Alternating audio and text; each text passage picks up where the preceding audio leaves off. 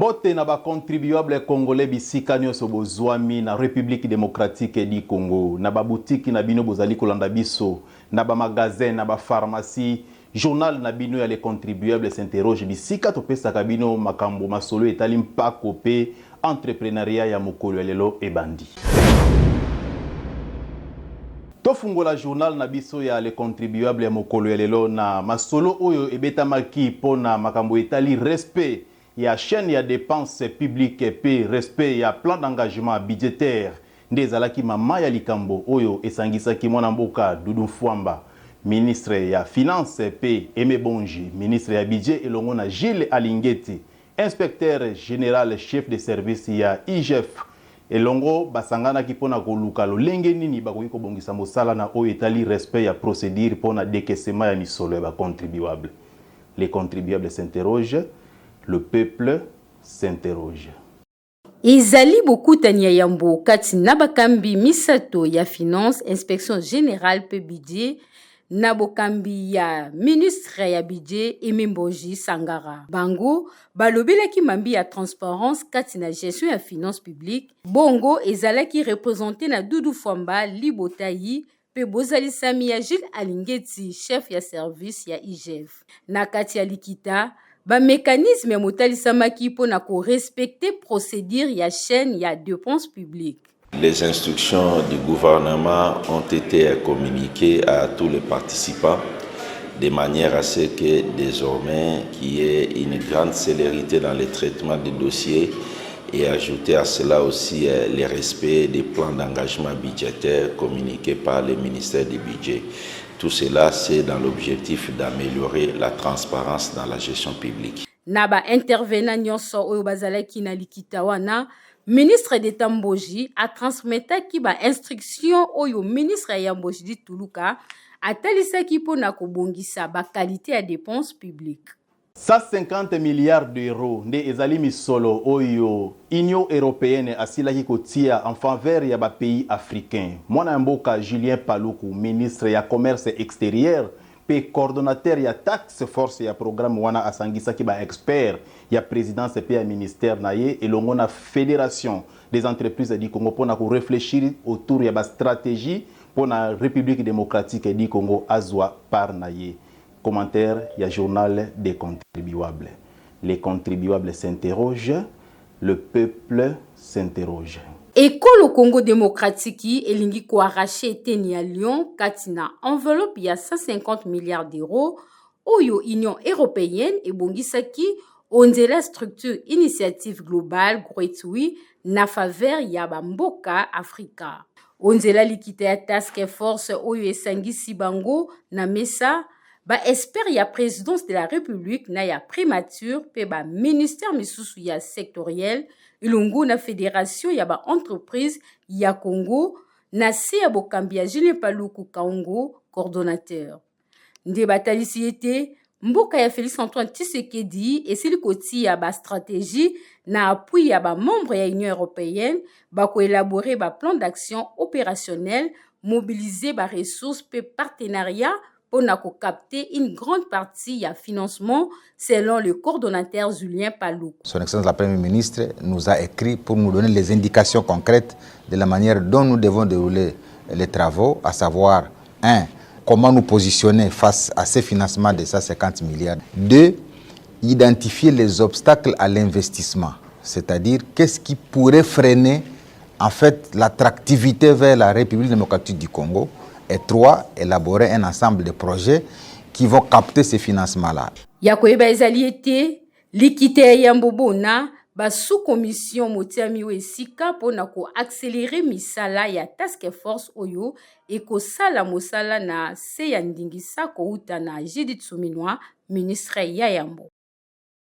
Évaluation pe amélioration ya condition ya paye ya ba agent public ya l'État. Nde ezalaki au centre ya masolo pona bandeko na biso ba fonctionnaire bako kofuta malamu. Comité ya suivi ya paye basangana ki na mokolo ya jeudi pona ko réfléchir pe ko pesa ba recommandation na ba suivi na o etali paye ya ba agent ya l'État. Les contribuables s'interrogent, le peuple s'interroge. Parmi les particularités qu'on a pour la paye de ce mois, c'est que la paye va se dérouler pratiquement de manière simultanée entre les 3 secteurs à mise à jour mensuelle, c'est-à-dire les FARDC, la PNC et puis la DINACOPé, avec les autres catégories, je dirais, des agents et fonctionnaires de l'État. Et on a passé vraiment du temps avec les opérateurs de la paye pour être sûr que cette simultanéité des opérations de la paye entre les différentes catégories va être bien prise en charge par les opérateurs pour nous assurer que l'échéance soit tenue. Donc voici un peu globalement ce qu'on a eu comme discussion au cours de la réunion d'aujourd'hui, mais aussi on a eu à aborder la question liée à une des activités principales dans le cadre de la mise en œuvre de la feuille de route du comité de suivi de la paix, c'est-à-dire qu'on va déployer incessamment, je crois déjà à partir de la semaine prochaine, une mission, c'est-à-dire les équipes vont se déployer sur le terrain pour évaluer les processus de la paix et essayer de confronter les différentes réclamations que nous enregistrons en fait régulièrement pour que nous puissions prendre efficacement en charge les différentes questions qui touchent directement aux opérations de la paix. Examen pe adoption ya loi de finances 2025 et salema kimokolo ya vendredi na Assemblée nationale et pa wapi commission ECOFIN ba pesa ki ba recommandation pour na o etali mobilisation accrue de recettes. Les contribuables s'interrogent, le peuple s'interroge. Batoma ekolo basanganaki na Assemblée nationale pona kolobela examen pe adoption ya rapport ya ECOFIN na Assemblée nationale na oyo etali loi ya finance 2025. Batoma ECOFIN bapesaki 26 recommandations pona mobilisation ya ba recette na ba régie financière. Basengi na gouvernement pe na DGI finaliser ba réforme mise en place susceptible pona ko booster mobilisation ya ba recette. Basengi na bango implémenter facture normalisée pe na ba dispositif électronique fiscaux. Basengi na bango lisusu batia na lombango ba direction provinciale ya régie financière na 26 provinces de membre na République démocratique du Congo.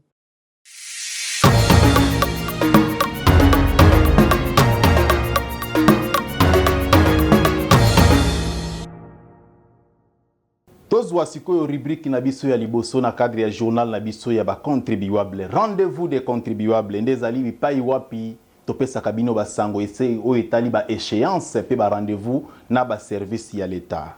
Rendez-vous des contribuables ya mokolelo tozali ko rappeler bino formation oyo ezali organisée na Conseil permanent de comptabilité au Congo oyo babengi CPCC. Les contribuables s'interrogent, le peuple s'interroge.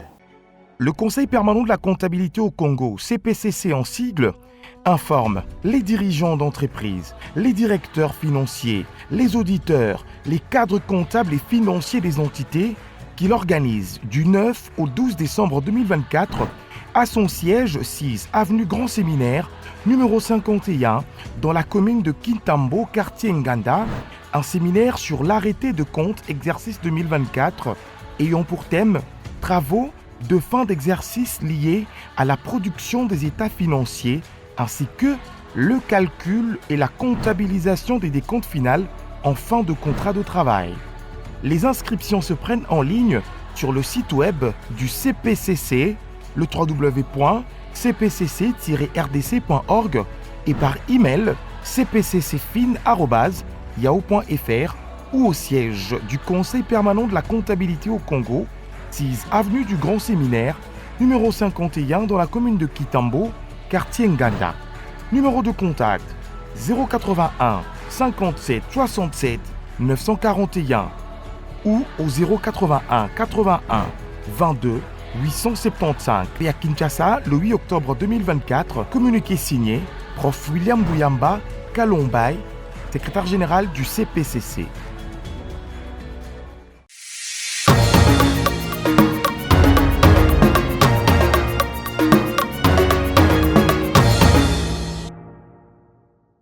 Toujours dans le cadre de rendez-vous, nous allons dans deuxième rendez-vous na biso et l'on a direction générale des impôts. Où il va organiser une session de formation, peu d'informations en faveur de la assujetti concerné na procédure ya pilotage, ya réforme, ya facture normalisée. Les contribuables s'interrogent, le peuple s'interroge. On dirait lié bisiko uta na DGI, Direction Générale ya Impôt, bazali ko informer ba fournisseur ya système ya facturation ya ba entreprise pe ba entreprise oyo ba ko salela ba système na bango moko. On dirait ba facturation ya entreprise na esika ya ba session hebdomadaire ya information en ligne. Yango eko salema na internet na bango mikolo nyonso ya mercredi na nzanga ya 10h na mokolo ya le 13 novembre 2024. Na tina ya kotalisa bango ba réforme na maye kotala ba facture normalisée pe ba implication nango. Nde ba bengi ba SFE na ba entreprise oyo ba kosalela ba SFE pona ko remplir ba formulaire en ligne na adresse oyo etiami na communiqué pe ba kozwa lien pona ko participer na session wana. Ya koyeba ezali ete Direction Générale ya Impôt ba ko compter na boyokani kati na ba fournisseur ya SFE pona ko accompagner ba entreprise concernée.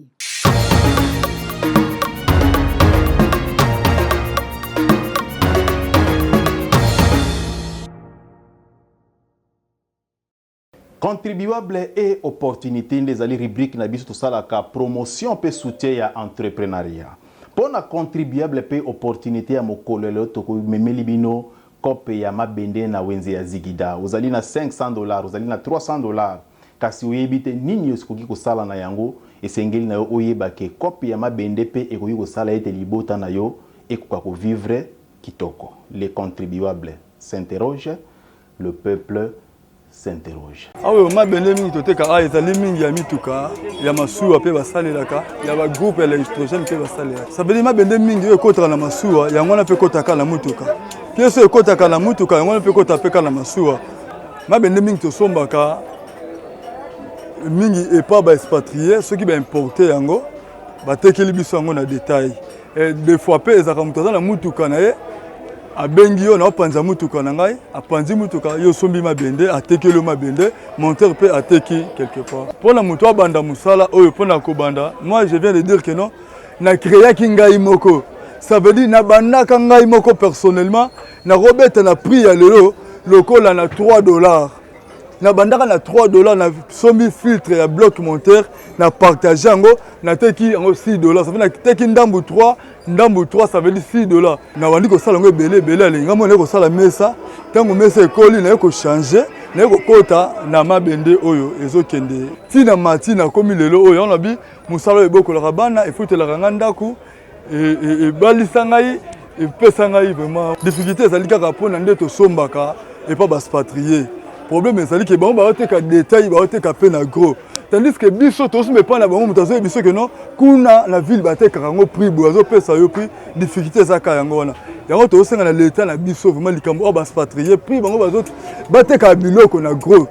Na détail te eloko eboma biso yango wana. Tracasserie vraiment ezalaka penza vraiment te. Sauf que basenga ka ba taxe na bango na bambongo na bango ya ba impôt. Oui, musala on a beaucoup la bana, na tangi sarabana, na futa ndako ka musala musala. Effectivement, bénéfice ezalaka na biloko sumu za panzi mutuka atekeli ngani na zo bénéfice. Mais on a que somme pas baspatrier na prix bango batekela biso bénéfice ya mukie makasi. Tolinga na opesa o ezali na bilenge. Mon esprit ya créativité. Pourquoi? Nga moko personnellement to na banda musala malgré na kotanga tant nazotanga nazalinga moko ko créer même ba filtre ya ba bloc monteur landa ko créer ezaka maile tant na moni nandi ko créer nga moko yango ça veut dire option nga na salaki yango te na ko sala ngo na kuta la musala na sala mukolo te ça veut dire option nga na salaki malgré na technicien mais misala ezate ngai mo na ko kuta na musala nga na créer ki na jeunesse na nga na bomo na ngai yango ekolisi nga na bokola bana ti lelo nga na zali yango na sengi na ba jeune botika mama bakuluna botika mama ba distraction botika makambu ezanga tina bokoti sa esprit ya ko créer pour avenir na yo ezala meilleur.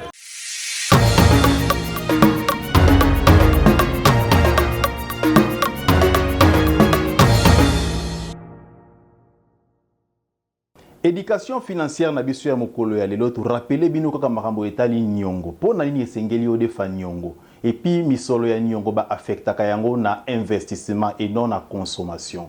Tolanda éducation financière lisusu ya mokolo ya lelo epesami na mwana mboka Doudou Mfwamba.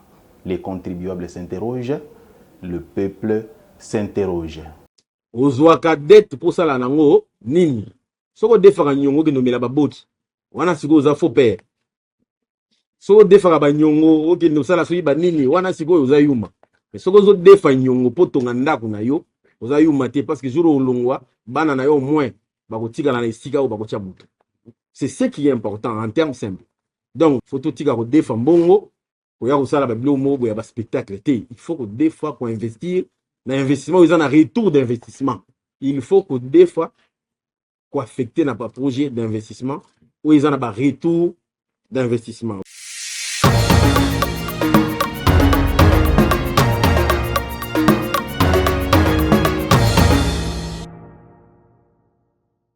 Kabola lisolo nde ezali rubrique na biso bisika wapi to présentaka bino ba structure pe ba organisation.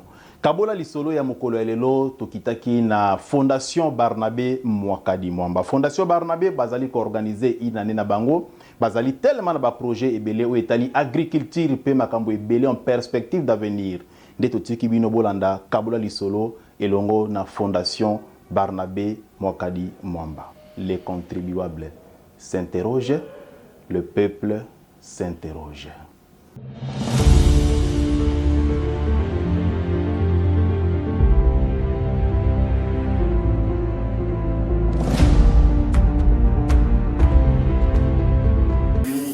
La Fondation chrétienne Barnabé Mwakadi. Na kolobela mokolo ya lelo likambia fondation.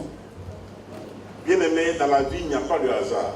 Molingami na kati ya bomoi likambo ya poasa ezalaka te. Dans un premier temps, je tiens à bénir richement tous les membres de la fondation. Cette fondation, bien-aimée, Fondation Balingami, c'est comme je l'ai dit, ce n'est pas un fait du hasard. ndenge na uti koloba ezali likambo ya poasa te. C'est dans le cadre de l'œuvre de Dieu. Ezali zanga loboko na Nzambe. Cette fondation prône les valeurs chrétiennes. Fondation yo ezali kotalisa bolamu ya Mukristo. Au départ, je prenais ça à la légère. Na ebandeli na manako zwa ya bongo bongo. Mais l'esprit me dit, Kasi molimo yelisina ne doute point. yo kota tebete. Car ce que tu vois petit là, Wewe uzali kwa bona muke. sera partout dans le monde. On vous a parlé de Burundi, Balobeli bino na Burundi. mais je vous dis que demain on parlera du Canada. Lobi ba olobela Canada. Il y a des gens d'Allemagne qui préfèrent Ezali la na fondation batu Fondation. ya Allemagne bazali kozela yango na maboko mibale. Et n'hésitez pas demain vous allez parler des États-Unis. Yo kokama tete mokoyo bango C'est lobi une na États-Unis. fondation qui sera mondiale. Ezali fondation ekozala na mokili mobimba. Nous prenons beaucoup plus les valeurs chrétiennes. Tozali kotalisa valeur ya Mukristo. C'est le travail que Dieu a donné à l'homme. Nazali komona musala Nzambe apesaka moto. C'est l'agriculture. Ezali bilanga. Et ne soyez pas surpris demain, bien-aimés. Kokama tia lobi balingami. Alléluia. Amen. C'est un secret. Je garde ça pour moi-même. Papa bobi yango pona ye moko. Mais je peux dire que j'encourage nos bien-aimés qui sont à côté de nous. Nazali kotia maboko na balingami bazali pembeni na biso na kati ya musala oyo. Entrer dans cette fondation. Pona kosala musala na kati ya fondation yango. C'est une façon aussi Ezali lisusu lolenge d'aider les gouvernements. ya kosunga bokonzi ya mboka. Parler de toutes choses. Bolobela makambo nyonso. Aider les orphelins. Bosunga bana bitike, bosunga basofela mibali. N'oubliez pas de parler de l'impôt. Kasi bobosana kolobela kofuta mpako ya mbula Pour matadi que te. notre pays se développe, Po ete mboka na biso fuluka. nous avons besoin de l'impôt. Tozali na posa ya kofuta mpaku. Ça, je vous le répète tous les jours. Wana nazali kozongisa bino mikolo nyonso na kofuta On va mpaku. faire de grandes œuvres. Toyi kosala makambo minene. Par l'agriculture, il y aura du travail. Na nzela ya bilanga misala ekomonana. Par ce travail, les gens vont payer les impôts. Na misala wana bato bakofuta mpako ya En payant les impôts, ils vont faire développer le pays. Na kofuta mpako mboka ezali kofuluka. Voilà notre base de la fondation. Tala mobu ya fondation na biso. Ne voyez pas une petite chose. Président. Président, ce n'est pas petit. Moi, je vois une œuvre grande. Je sais que demain, on n'ira pas chercher du travail. Mais c'est nous qui allons créer du travail aux gens. C'est ça ma vision. J'aimerais que la fondation crée du travail qui va donner aux gens. Et je suis très convaincu que cela va se réaliser. Si peut-être certains ont des doutes, mais je le rassure, ne tardez pas le temps, il faut emboîter les pas. Car je sais que dans ce monde, on parlera de la fondation. Nous sommes très contents et très heureux. Grâce au Seigneur. Nous sommes très heureux pour tout ce que le Seigneur est en train de faire pour nous. Je ne serai pas long. Je vais premièrement remercier le président fondateur de la Fondation chrétienne Barnabé Mwakadi.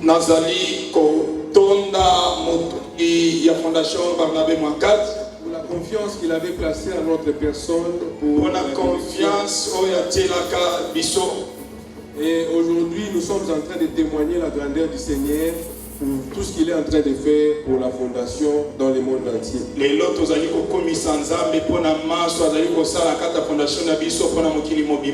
Et pour citer, je ne cesserai de demander les bénédictions, vos prières, afin que le Seigneur puisse nous amener très loin dans cette vision. Et à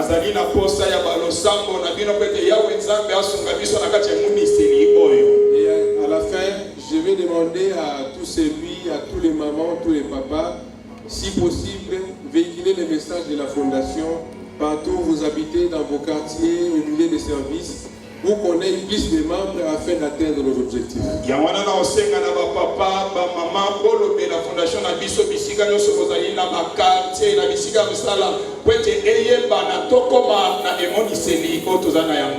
Merci, que Dieu vous bénisse.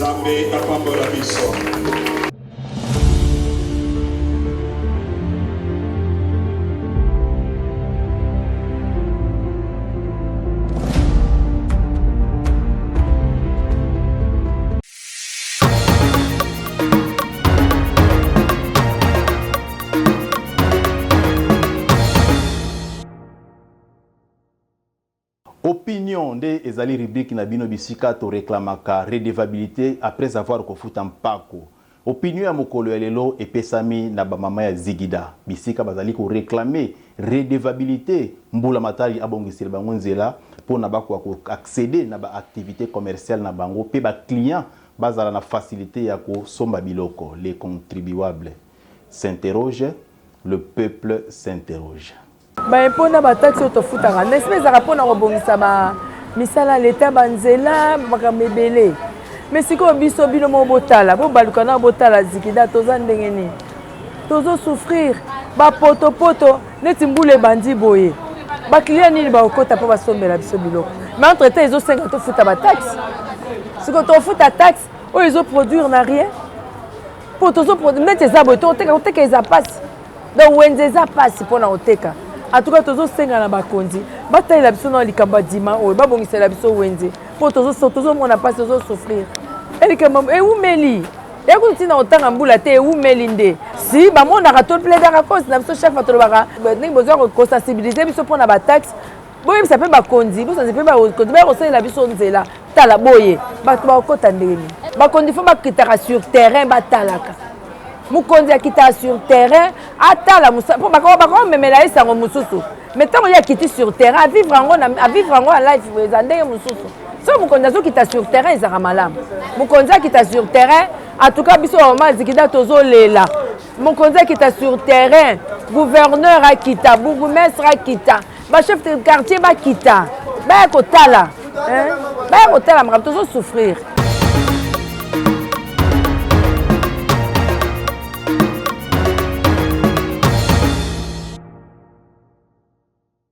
Civisme fiscal ya mokolo lelo tokitaki lisusu sur terrain na ba petite entreprise, ba moyenne entreprise oyo bafutaka taxe sur la valeur ajoutée oyo tobengi yango TVA. TVA et la kisinine. Les contribuables s'interrogent, le peuple s'interroge. TVA est la taxe to eza impôt. TVA est la taxe. Eza impôt. Eza impôt. Maman, oui, TVA eza impôt. Très bien, maman. Le lope oza molongi la biso.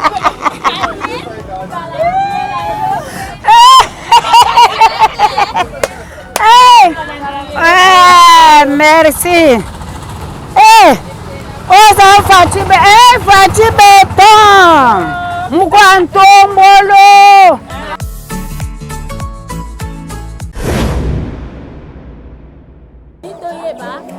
TVA eza taxe to eza impôt.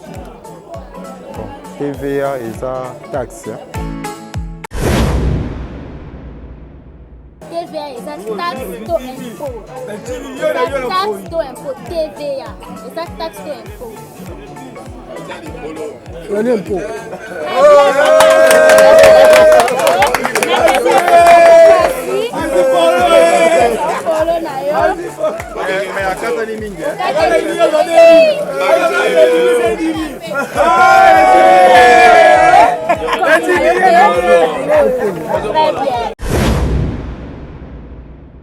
Tozalaki na esengo ya kopresente journal da biso ya mokolelo ya ba contribuable bisika wapi tokabolaki lisolo ya mpako, bisika wapi tokabolaki lisolo ya makambo ezali kosalema na gouvernement pe na cadre ya entrepreneuriat. Topesi merci mingi na ba téléspectateurs nyonso oyo bazali fidèle na magazine pe na journal ya ba contribuable bisika wapi tobetaka lisolo ya mpako na pete pe na bosembo nyonso. Topesi merci mingi na ba partenaire na biso nyonso bazali ko soutenir journal oyo pe tozali ko boaka mbela na ba partenaire mosusu bako ko rejoindre biso pona to éduquer population pona to tonga mboka pona biso tosuki awa tokutani mbala ya sima.